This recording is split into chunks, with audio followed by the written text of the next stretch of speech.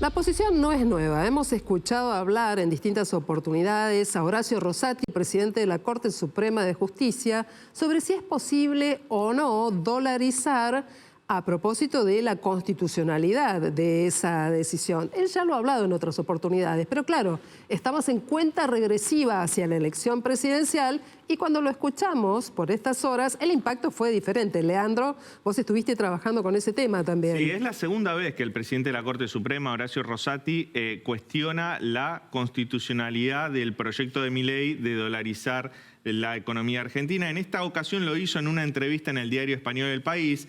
Su declaración concreta fue que si la dolarización elimina el peso es inconstitucional. Se está refiriendo a un artículo de la Corte Suprema, el artículo 75, atribuciones del Congreso, y bueno, nuevamente cuestiona este proyecto, que es un proyecto que Milei ha transformado en un caballito de batalla de su campaña, aunque no está bien claro cómo se implementaría en un eventual gobierno de él, porque sus asesores discrepan, y cuándo se implementaría en un eventual gobierno. Esa es la gran duda acá y no está claro cómo sería. Milei primero habló de dolarización, luego de competencia de monedas, no está nada claro. Y encima hoy justo sucedió una nueva polémica entre Milei y Carlos Melconian, el eventual ministro de Economía de Patricia Bullrich, porque Milei se hizo eco de una fake news que circulaba en redes que le atribuía a Melconian una declaración diciendo que la dolarización debía de ser ordenada. Entonces Milei en sus redes sociales publicó que finalmente cuando haces las cuentas te das cuenta de que la dolarización es posible. Ante eso Melconian salió con los tapones de punta a contestarle y lo que le dijo fue lo siguiente. Querido Javier, un gusto hablar contigo. Veo que has venido al debate. Ahora, te confundís. ¿Alguien te dijo o vio la palabra dolarización en un título de una nota y te zambulliste? Quiero insistirte por enésima vez. No es las cuentas bien, las cuentas mal y todo eso que andas diciendo. Me invitas a comer fideo con tuco, voy, no tenés ni fideo ni tuco. Entonces, una vez más para que te quede claro, no engrupas a la gente, no se puede dolarizar. Te dije que la dolarización o la bimonetariedad es un pedacito así, de un programa, de un plan. ¿Cuál es tu programa y tu plan?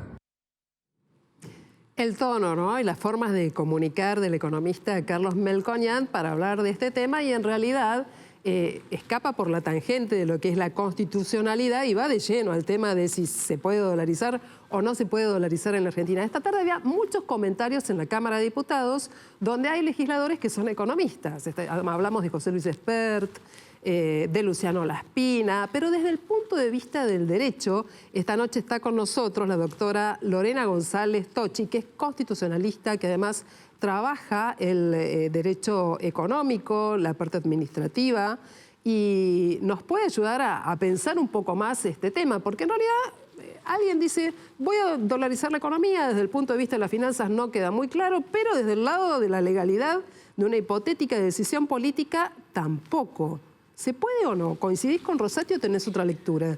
Muchas gracias, Silvina, por la invitación. Lo primero que quiero aclarar es que es difícil dar una opinión sobre un proyecto inexistente. Todos estamos hablando sobre declaraciones, como muy bien él recién las reconstruía.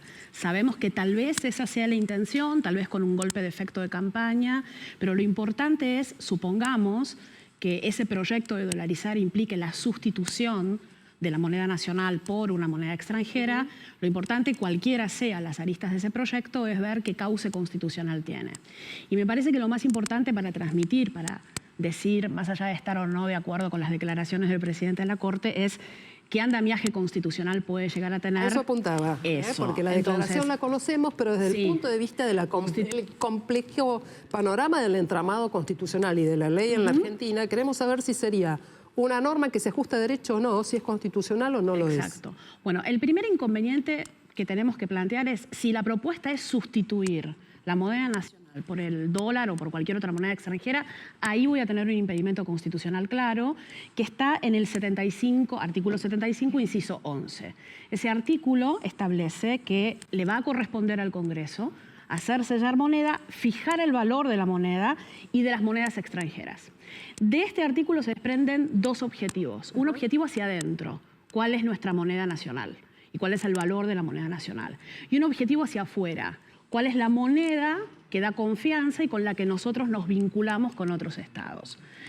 Este es el primer gran problema si yo reemplazo la moneda nacional enteramente por una moneda que depende de un estado extranjero. Porque ¿con quién voy a establecer yo el valor de la moneda o cualquier tipo de negociación vinculada con el valor de la moneda?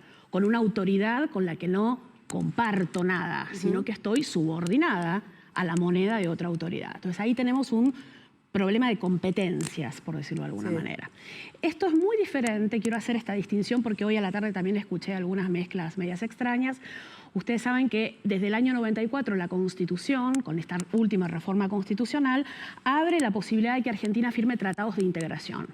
Lo más cercano a una integración que tenemos, muy en pañales, es el Mercosur. Supongamos que en el futuro avancemos hacia una integración regional parecida a la Unión Europea, que tienen el acuerdo euro, que tienen una moneda común euro.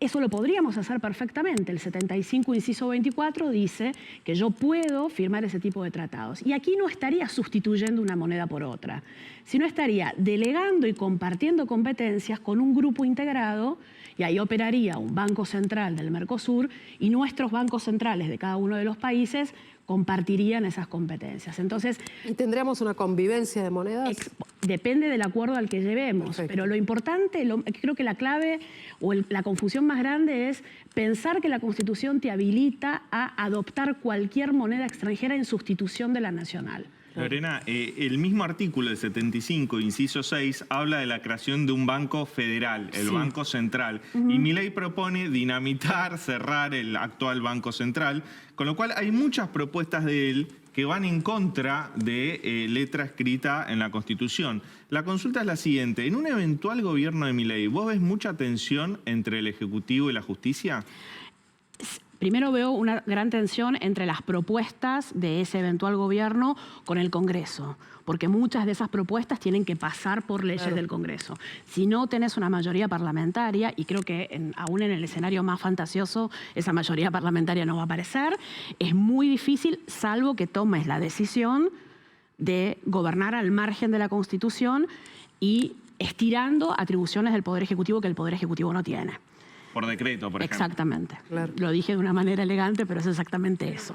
Aunque gobiernes por decreto, para ser refrendados esos decretos y esas decisiones ejecutivas, tienen que pasar sí o sí por el Congreso. Exacto, por si ejemplo. Si el Congreso te dice que no, no tienen validez. Exacto, las herramientas que suelen aparecer son los decretos de necesidad y urgencia, que obviamente tienen estos dos causales. Si hay una necesidad concreta y además si hay una aceleración en la toma de esa decisión, pero tienen que ser refrendados luego por el Congreso. Pero aun cuando supongamos que el arrojo lleve a avanzar, como muy bien vos decías, el tema es el control judicial suficiente de cualquier tipo de decisión que tome el Poder Administrador. ¿Y ves que Rosati con esta opinión está prejuzgando o no?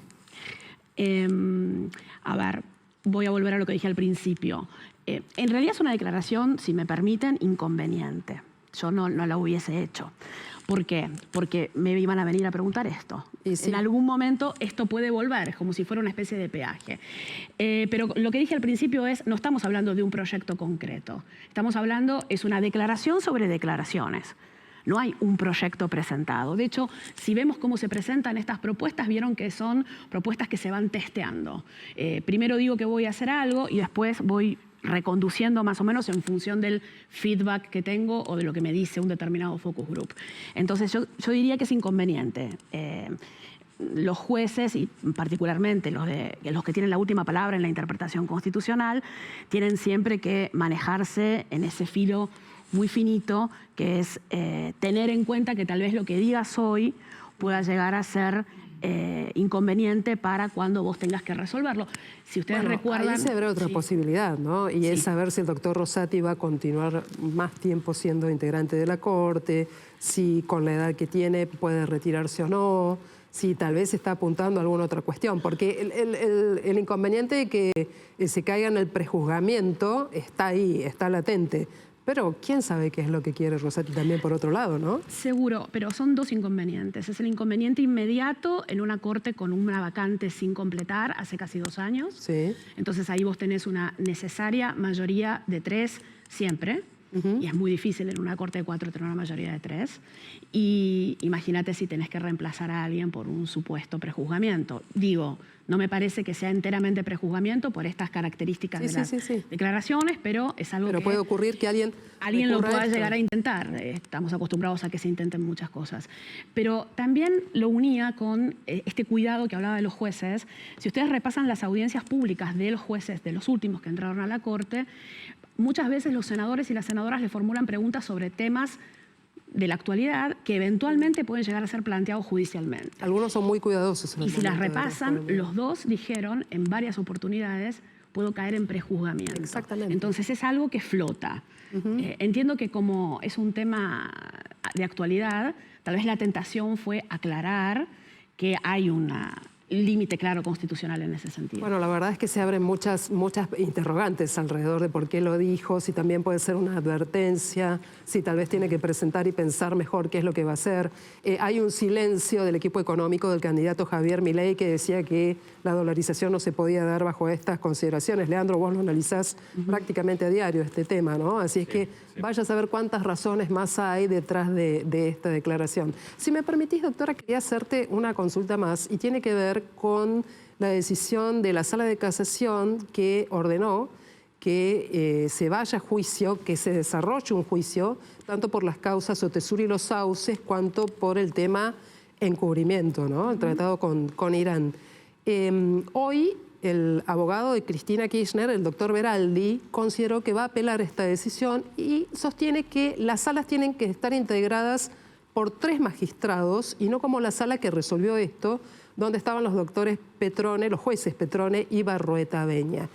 ¿Qué mirada tenés de esto? ¿Corresponde la apelación con esta posición, con este justificativo? No sé si es el único argumento. La vía procesal, hasta ahora es el que le queda es el recurso extraordinario federal. Sí. Y el recurso extraordinario federal es un recurso muy específico, muy excepcional, en donde básicamente lo que tengo que demostrar es que hay una interpretación contraria al derecho federal o hay una sentencia arbitraria. Acá lo que se argumenta es que falta un juez. Exacto. Y en esos casos hay ciertas regulaciones vinculadas a cómo se reemplazan los jueces que no necesariamente encajarían dentro de estas 2 variables que acabo de establecer como mecanismos de procedencia para que la Corte lo revise. Vamos a hacerlo muy sencillo, con lo cual la decisión de la sala se ajusta a derecho. No la leí la decisión de la sala completa, así que lo que sé es el comentario. No, contesto como una abogada, ¿no? Lo que contesto sobre eso. Yo como periodista te contesto también, entonces por eso voy puntual. Lo que ocurre es que es muy difícil. A ver, el recurso extraordinario no es un recurso habitual. No es un recurso fácil de pasar. ¿Por qué? Porque tiene requisitos muy estrictos de cumplimiento. Que te falte un juez no puede ser no necesariamente. Perfecto. No necesariamente. Quedó claro. Ahí estábamos. Viste que llegamos a la síntesis. Exacto. Los abogados y los periodistas podemos llegar a una buena síntesis. Totalmente nos podemos entender perfectamente. Nos interesa que entiendan los que están mirando, doctora, en este caso. Sí. La doctora Lorena González Tocci es abogada, es constitucionalista y nos ha ayudado a pensar este tema de la dolarización y a mirar un poquito más con juicios muy importantes que se vienen. Muchas gracias.